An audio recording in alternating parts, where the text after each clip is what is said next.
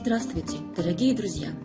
У каждого народа есть свои знаменитые личности, которые сыграли важную роль в становлении государства. В Казахстане это великие бии, судебные и политические деятели. Они призывали людей к единству, сплоченности, защищали интересы рода, обладали ораторскими способностями и мудростью. Бии были вторыми после ханов, а правители прислушивались к их мнениям и уважали знания, основанные на мусульманских традициях и житейском опыте, которые передавались из поколения в поколение. Историческая память казахской степи хранит имена многих биев, прославившихся разное время. Библиотека филиал номер 6 представляет вашему вниманию видеопортрет одного из них, выдающегося общественного и политического деятеля, дипломата и оратора Толеби Алибек Улы. В этом году исполняется 360 лет со дня его рождения.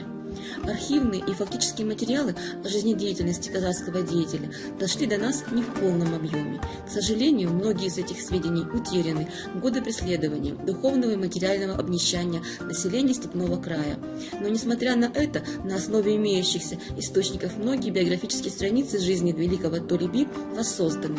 Сохранились устные повествования, передаваемые из поколения в поколение. Они красноречиво говорят о незаурядной и легендарной деятельности Толеби. Толеби Алибек Улы родился в 1663 году в урочище Жайсан в Шуйском районе Жамбылской области. Родом он из древнего казахского этнического объединения Уйсын, из поколения Дулат. В этой династии до него не было ни баев, ни биев. Все его предки принадлежали к простому народу и были крестьянами Шаруа. На его воспитание и развитие значительное влияние оказали фамильные традиции, выбравшие в себя мировоззрение и культуру тюрков Великой Степи. Толе рос среди многочисленной аульной детворы, учился у образованного муллы из Бухары Абу Шакира. С детских лет отличался грамотностью, ораторским мастерством и тонкостью мышления. С 5 лет он разъезжал по регионам степи, вначале с отцом, а затем в роли Кашши-Бала, приставного воспитанника при опытных биях. Он быстро набирался знаний в освоении истории, словесности и правовой культуры народа. С 9 лет под испытующим оком своих наставников принимал участие в судебных разбирательствах и вынесении судебных решений, а с 15 лет принимал участие в спорных делах рода и собраниях биев. В 20-летнем возрасте Толе удостоился звания судьи Дулатов, Толеби, старшего жуза, и стал участвовать в правлении страной. Иногда к этому званию прибавляли титул батыра, героя-воина. Нет более прославленного батыра, чем Кабанбай, нет бия, который бы превзошел Толебия, писал востоковед Машхур Капеев. В молодости Толеби сформировал свое жизненное кредо. Одинокий становится жертвой одиночества, а для народа, если он един духовно и сплочен, то любой враг бессилен перед ним. А в зрелые годы он так говорил о себе: «Горе народное, которое недоступно хану, я ощущал издалека, и крупные конфликты приводил к миру». Справедливость Толеби, острота его ума и красноречия сделали его известным и уважаемым в обществе. Особенно возрос авторитет Толеби в период правления Толке хана, когда казахская степь переживала не самые простые времена. Внешние угрозы со стороны Джунгарского ханства усиливались, соседи со стороны Азии вели довольно агрессивную политику. Хану Толке нужно было создать полностью трансформированную систему правления в казахском ханстве, которая смогла бы поддерживать народ в единстве. Возникла необходимость реформирования судебно-правовой системы. Она нашла свое закрепление в своде законов Житы-Жаргы, который был разработан при участии 3 великих казахских биев, представителей 3 жузов: Толеби, старший жуз, Казыбек-би, средний жуз, и Айтике-би, младший жуз. Они вошли в историю Казахстана как 3 великолепных бия, 3 пророка.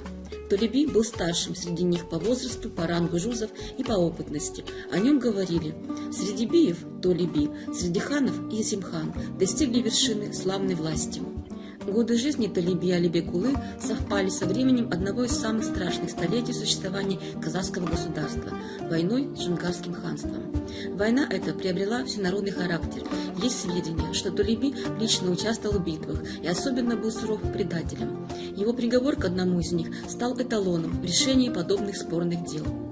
Благо, когда родится сын у отца, благо, когда он пойдет по стопам отца. Но если сын продажный сам не смоет позор гнуснейший со своего лица, прогнать его. Толе отличался необычайной суровостью в вынесении приговора, но в то же время был очень проницательным человеком. В казахской среде говорили «упаси Аллах» от слов и взгляда Толеби. Мудрость Толеби проявлялась в том, что он не считал человека, умеющего красиво говорить, непременно умным. Нет дерева стройнее ели. Но разве соловьи из кустов не пели? Бывает, ловко книжник речь ведет, но не умнее он, чем овощ спелый. Мудры и его рассуждения о счастье, богатстве и детях. Счастье – это выданная дочь. Богатство – это лед, который может растаять. Ребенок – это след твой на земле. А самый хороший подарок человеку – это уважение и почтение к людям. Толеби с его высокоразвитой интуицией обладал даром предвидения. По одной из легенд, в 1725 году, недалеко от Ташкента, в местности Каракамыс, мальчик-сирота по имени Сабалак пас верблюдов Толеби, который первым разглядел в нем будущего правителя Аблая. Воспитание, многие советы Бия повлияли на будущую политическую, дипломатическую, торгово-экономическую и культурную деятельность хана. Позже в поэме «Сабалак» Бухар Жирау воспроизводит беседу Толеби с мальчиком-подпаском в разорванной одежде, в старом овчинном тулупе, с потрепанными волосами, на вид желтовато-смуглым, но с острым взглядом нахохленного соколенка. В устном народном творчестве Толеби известен как непревзойденный оратор. Кто в свое время мог сравниться с Толе, чей голос звучал, как трель соловья? Каждое слово его было назиданием, он был примером для всех.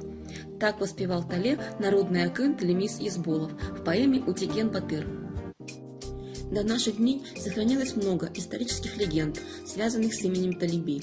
Одна из самых красивых – Окарлыгаш-би. По преданию, когда люди повсеместно стали покидать свои жилища после наступления джунгаров, лишь один Толеби не стал разбирать свою юрту. «Почему ты не собираешься уезжать?» – спрашивали у него.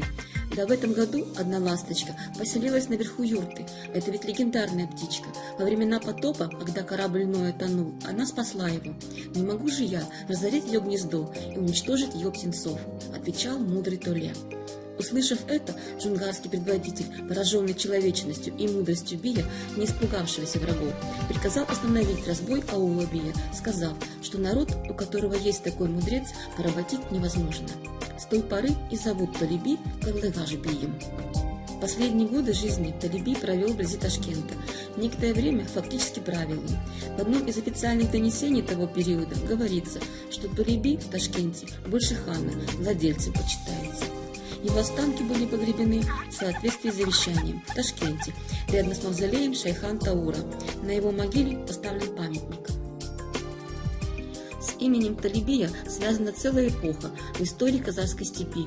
Его уважали и прославляли акыны и жирау, с ним считались беи среднего и младшего жузов.